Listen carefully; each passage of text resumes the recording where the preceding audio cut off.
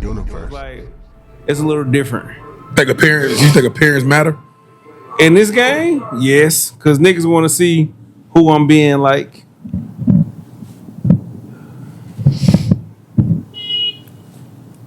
Did you say be like it? Or like, was you gonna say like something? Like or? niggas want to see who they trying to be like. Like they trying to be like somebody. They want to look like somebody. They want to steal somebody's swag. Yeah. I feel like that's when niggas, younger niggas, going for as far as following their favorite artist or following a new artist. Oh, y'all seen that? He woo woo woo. You know what I'm saying? Where you got a nigga like Tay, love him to death, but he don't give a fuck. Yeah. But he can do a lot of shit. He just don't give a fuck about shit. But it should be fine though. Like, man, you know, I wish it's just irritating because I hate this cliche line. I wish I knew what I know now then when I was rapping. Because I had all the attributes going for me. You feel what I'm saying? I could freestyle. I had the personality, I had everything. But now when I look at it, when I go look at old pictures, I wish I would have slimmed down at a decent time because I slimmed down like the end of my 20s. And I wish I would have got into my flow of dressing like how I am now. Now I can go somewhere and not say nothing and run into a conversation. And again, I don't dress like expensive clothes and designer. I just try to dress interesting. I feel it. You feel what I'm saying? What I did learn, and this thought came to me the other day, so it's crazy that you even jumped on this subject, Chancey. Well, it's crazy because I had told myself I was putting on some clothes, and I was supposed to go see somebody and come right back. So I was gonna just wear what I was gonna wear, but then I was like, how you look is how people gonna treat you. Feel what I'm saying? And that shout out to Shot by Allen. Before he even got to this point of having different businesses, he'd just show up in a suit, like not a real suit, like not a 3-piece, but he'll show up with the shirt in, boom, boom, and he just be there. And he's like, bro, what you doing now? Like you just want to go talk to him and say, bro, what you doing in life? I did the same shit when I started noticing. I'm like, hey, this nigga dressed up. We chilling. We shooting the podcast. We on some cool shit. Look, I'm like, this nigga got a tie on. You feel what I'm saying? Tucked in, which is fire, dog. Because at the same time, it's the conversation piece. It's the conversation piece. What are you doing? What are you doing here? Who are you? You feel me? But then you still what the young folks kind of YNs. Yeah. Oh, he's a typical nigga. That's what he is. His jeans are goddamn leggings and he has his ass out. His jeans are leggings. And he's a typical nigga. It means something. Like him choosing to dress like that speak for me too. Because when people come on my show and they see, you know what I mean, the guy that's over the production look like that, they take what I do seriously. Man, I thought Allen was the investor in the show and everything. He has been. I'm saying. Yeah. But when I saw him the first time, I'm like, oh man, I felt underdressed. I'm like, it made me want to step my game up. Nah, he is, and like I ain't saying that just because he's right here next to me. He been here since day one. At least I can say day 2. And every time, once the lights go down, he always whispers something that, hey, bro, if y'all do X, Y, and Z, you know what I mean? So he been here. I give him day 2 if I'm just gonna be, you know what I mean, just straight on. But how you present yourself speaks a lot to how you want to be responded to. So to me, when I be dressing, even when I go to Walmart, I try to look as decent.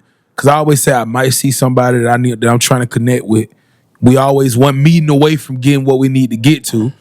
So you only one meeting away, so I'm always trying to look good.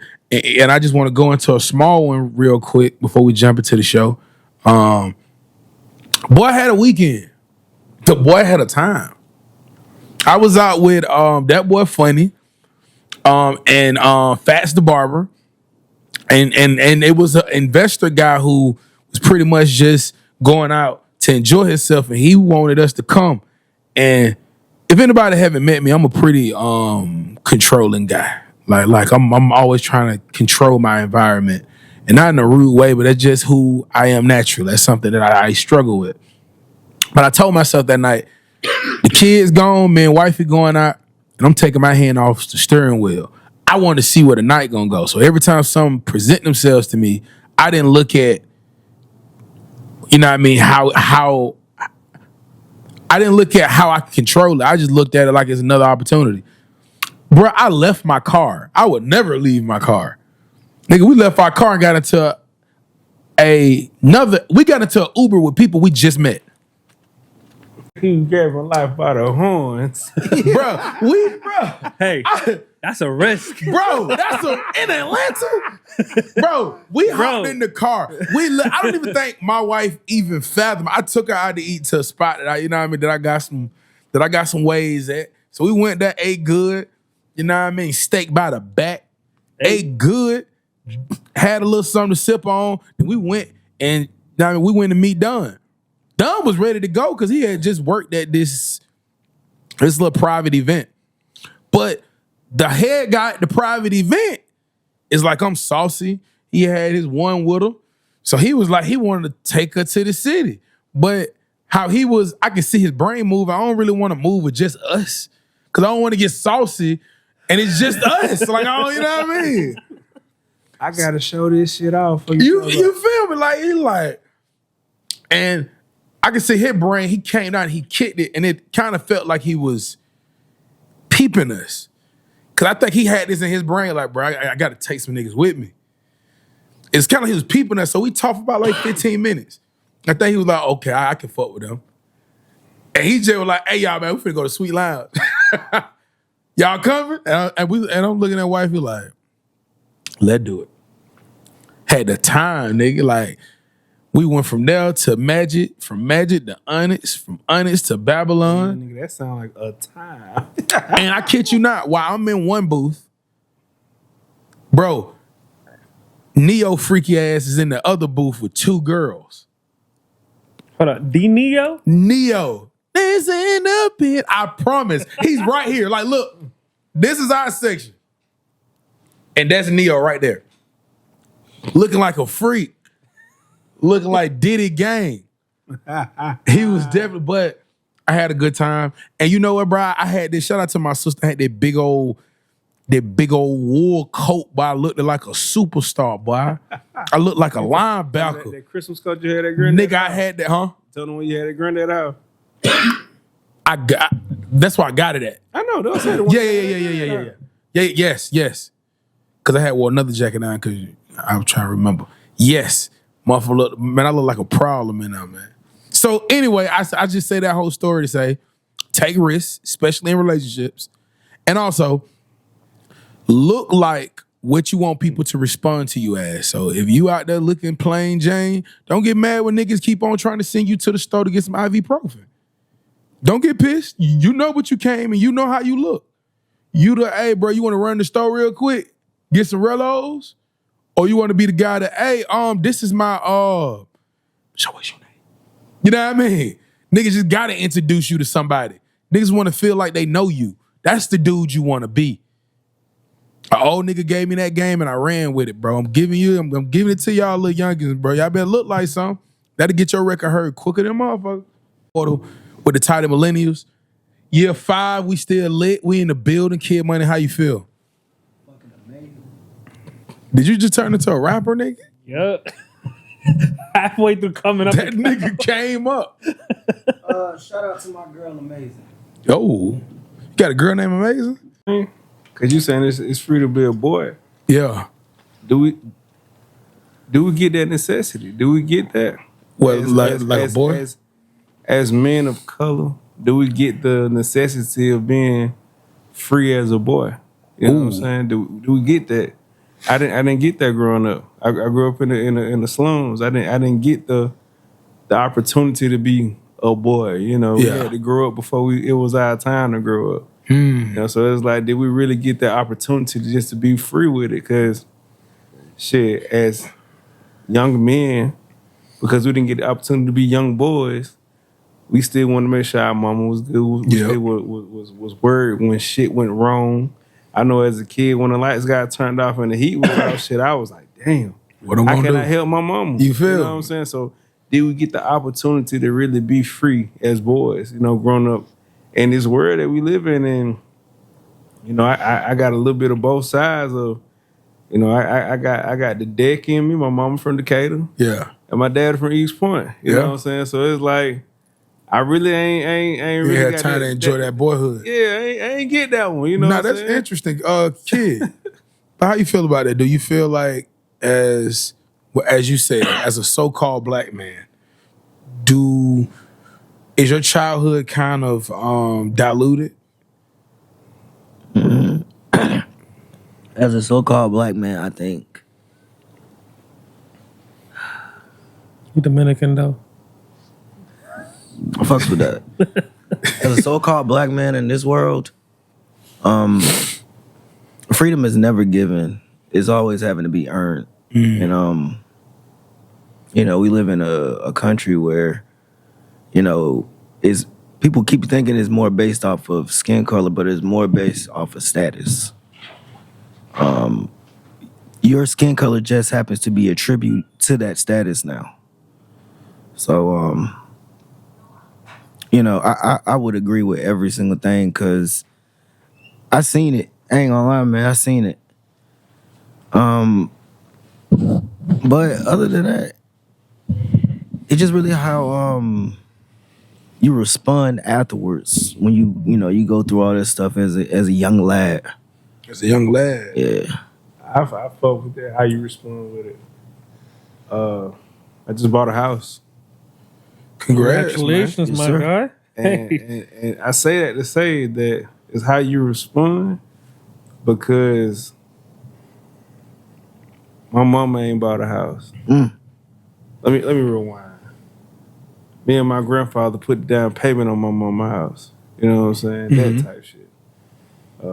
Group effort type shit. But I got a house, bro. I'm 33, and I got a house, bro. I got some space. As you call it. I got some space in that motherfucker. Yeah. And to grow up off Bankhead Highway and goddamn Willow Trace, skill place to be is that. You know what I'm Yeah. saying? 302F.